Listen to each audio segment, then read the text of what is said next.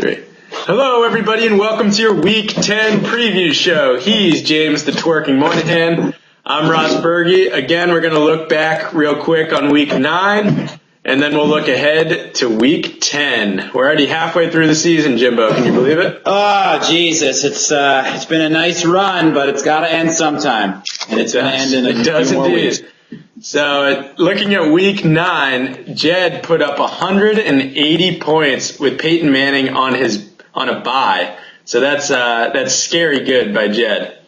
Yeah, unbelievable. 1 week after not starting a RB1, Jed puts up 180 points. That may just get him off of probation. That's impressive. Yeah, he redeemed himself a little bit.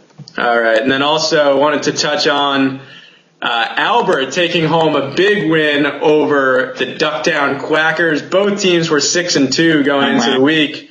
And now obviously Al stays atop the leaderboard, the power rankings, and Rag slides down a little bit to 6-3. Your thoughts there? Yeah, Rag on a little bit of a skid here. He hasn't scored over 100 points in 3 weeks, so hoping to jump back in the win column. Al takes a commanding lead in that Happy Endings division, a division that really is just riddled with bad teams. So going to be tough for Al to lose this one.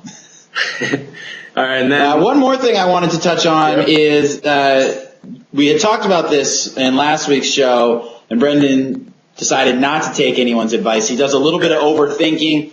He starts Alex Smith over Andrew Luck. Alex Smith puts up 5.5 points. Andrew Luck puts up over 20. He would have won had he started Andrew Luck. That's just Brendan again being really stupid. For a doctor, he's a dumb guy. So, he is. Interesting stuff there. All right. Looking ahead at Week 10, the Friendly Machines, face Kevin McIsaac, the Ducktown Quackers. My team's starting to come together here now that I've recovered from several injuries, but Spiller's looking okay again. Roddy White might be coming back. I think it's going to be a close game. I'm going to side with myself, shocker, and take the Friendly Machines in this one. Yeah, you're actually predicted to win right now. Rag made a big trade with me earlier today.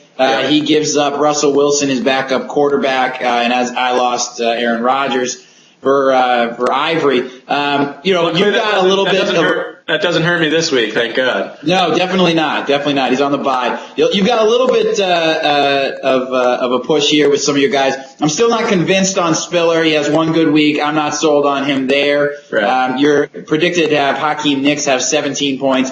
I think that's a little unlikely. Rag's a little bit light in the loafers at the running back position with Pierre Thomas and Ben Jarvis. Yep. I actually like you in an upset this week. Nice. I think that could happen, and I'm going to go with Ross in a massive upset over the Quackers. Wow. Big That would be nice. Yeah. That would be nice. I'm looking for my third victory here. All right, and then we have Thompson Takeover versus you, the A-Town Rat Tails. Jimbo, you've won 5 straight games, so it's hard to go against 5 straight victories.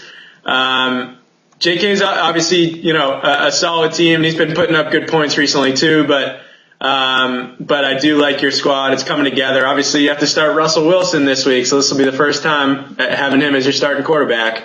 But he's got an Atlanta defense, so I think he'll do well, and I think he'll take home a victory here, Jimbo. Yeah, I'm hoping so. It's going to be interesting not having A-Rod going for us this week. Russell Wilson, we had to make a move. I didn't want to go with any of those shitheads that were on the waiver wire. People are going crazy over Nick Foles. I don't have the same hard-on for him as some of the other people did. So I went out and made that move. JK is one of those wild cards. He's got a lot of guys that can go off. A guy like Noshan Moreno, he could have 3 touchdowns. But Jordy Nelson, I think, is going to have a little bit of an issue now with Aaron Rodgers not being the quarterback. Yeah. I don't think Seneca Wallace is able to do quite what he typically can do. I think Lamar Miller is a piece of shit, even though he's had a couple of good weeks the last couple of weeks. And I think I'm going to take this one, but I think this is going to go down to the wire. I think this is going to be a close one. Yeah, both of your best players not the same here with A-Rod out and Jordy Nelson not playing. All right, next up we have Bad Blue Boys, 7-2. Versus the Pocono Pawners, 6-3. Another epic matchup here. of teams atop the leaderboard. Let's see. Jed gets Peyton Manning back into his starting lineup. He still has to start Mike Tolbert, it looks like, who actually had a touchdown last week, but I don't think that'll continue week to week.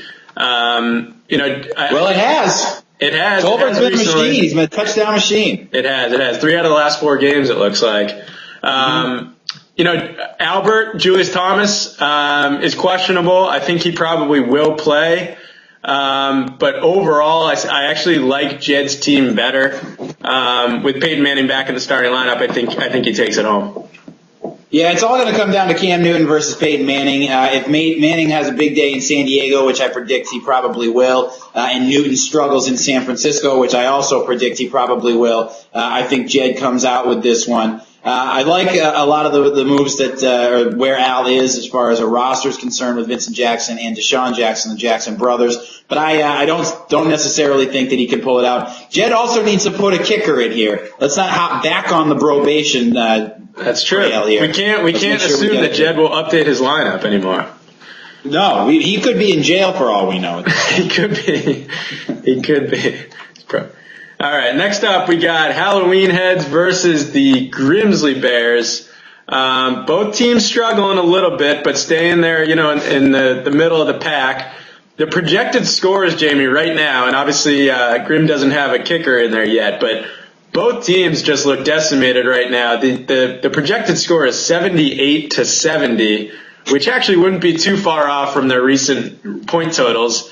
But I actually do think Grim will put a kicker in there, so I'm going to go with Grim in this one. I don't think I've ever seen this. Both teams have their starting defense right now predicted to have 0 points. That is pretty No bad. points for the defense. And I'd be surprised if you got an actual point out of either of those defenses. Yep. John, of course, going back for years, has struggled at the tight end position. He now has some guy named Ertz. That is Who's the second tight end. Second tight end. I don't know what the hell is going on there. I don't think Ertz is going to do it. I think the Grimsley Bears pull it out. Matt Ryan's only predicted to have 9 points. I can't imagine him scoring under 10 against Seattle. I think they've got to throw, and I think he throws for at least 300 yards. So I actually think the Grimsley Bears are going to take this one. John, I think, would be happy if he got to 78 points this week. And also, for the Grimsley Bears, Trent Richardson sat out of practice today, so it looks like he's starting Donald Brown. So if Brown continues to get more carries in Indy, that could be a good start for him. But it looks like we're both going Grimsley Bears there. Grimsley Bears all the way this week. All right, next up we got Masturbation 4-5 versus WrestleMania 3-6. Snoots continues to put up big points. He finally got a win there last week. Jake's team's looking a little bit better now that Kaepernick's playing well again and DeMarco Murray's back in the starting lineup. But you know what? I think Snoots just continues to put up 100, 120 points. He's probably guaranteed to be in that range. So I'm going to go with WrestleMania in this one. Yeah, WrestleMania's had a big week. He was a movie star earlier on in the week. Brought back that beautiful jacket that we all know and love for the nation to see. And I think he's going to keep riding that wave. I think this is Snoots' week in a big way. Yeah. Masturbation, he's been kind of an up and down kind of guy this week. He also does not have a kicker. He's got Marcel Reese on the bench. If Darren McFadden doesn't go, maybe he's a kind of Mike Tolbert in that situation. He also picks up a racist, Riley Cooper. So that speaks volumes about Jake as a person and as a bigot. So I'm going to go with Snoots in this one. I am too. And Snoots represented the Dolphins well when there's a lot of bad press out there right now. He's holding strong. Excellent. A lot better than Brendan would, I'll tell you that much. Exactly. All right, we got 2 more here. We got Geno Smith versus Snooter as a sex machine. BMAC has not updated his team name yet. He's also shocker. He also has some of his best players that he hasn't. Yeah, he hasn't updated his lineup here, so it's hard to judge. But he's luckily facing a team that's been struggling almost just as much as he has. Chuck has LeGarrette Blount still in his lineup, who's obviously not playing, and Trent Richardson has not been close to what everyone expected to be. Chuck Especially you. Stud receivers, Calvin Johnson and Wes Welker, and obviously Matthew Stafford in there as well. And BMAC's team just does not look scary in the slightest bit. Romo looks like he's his only decent player this week. So I'm going to go with Chuck here in this one, actually.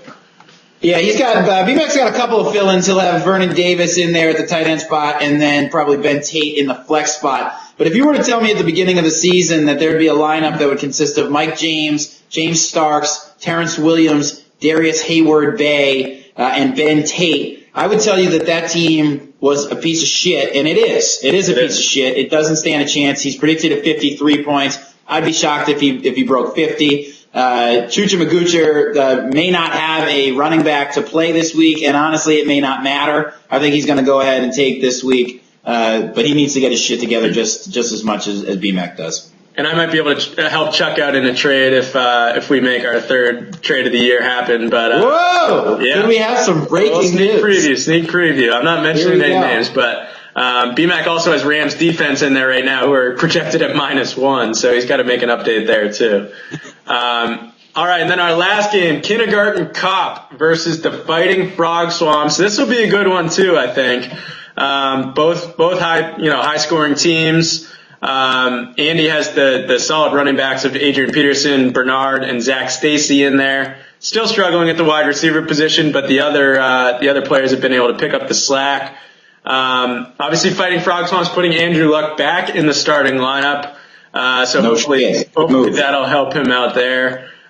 His running backs are a little bit weak with Ryan Matthews and Andre Ellington. Obviously, solid receiver and tight end plays. I'm going to go with Fighting Frog Swamps in this one. I think he'll take over Andy pretty easily, actually. I bet you Fighting Frog Swamps wins by 20 to 25 points.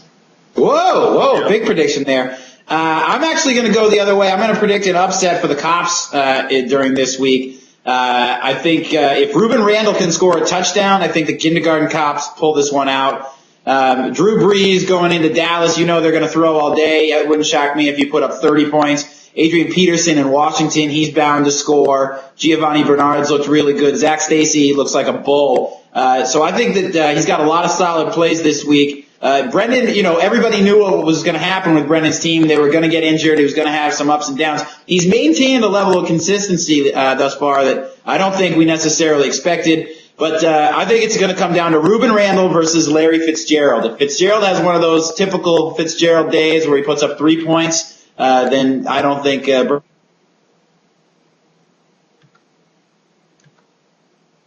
lose. So, but I'm going to go with Kindergarten Cop in an upset this week. I think we lost you there for a second, Jimbo, but we all heard your who you're taking this week. So a little technical difficulty there, but we're good now. Oh no! Yeah, technical difficulty. We missed what you said. Well, I was talking shit about Brendan for most of it. And also wanted to mention that Larry Fitzgerald, it's going to come down to Fitzgerald versus Ruben Randall. Agreed, and I hope Randall scores a touchdown because I'm starting Eli Manning this week, but I also hope that Hakeem Nicks gets plenty of looks as well. We'll see. All right, so there you have it. That's the Week 10 recap show. Jimbo, anything else you want to add? That's 10. 10 weeks. Week 10, second half of the season, guys. Here we go. It's going to be big. It's going to be big. All right, man. Peace. Later.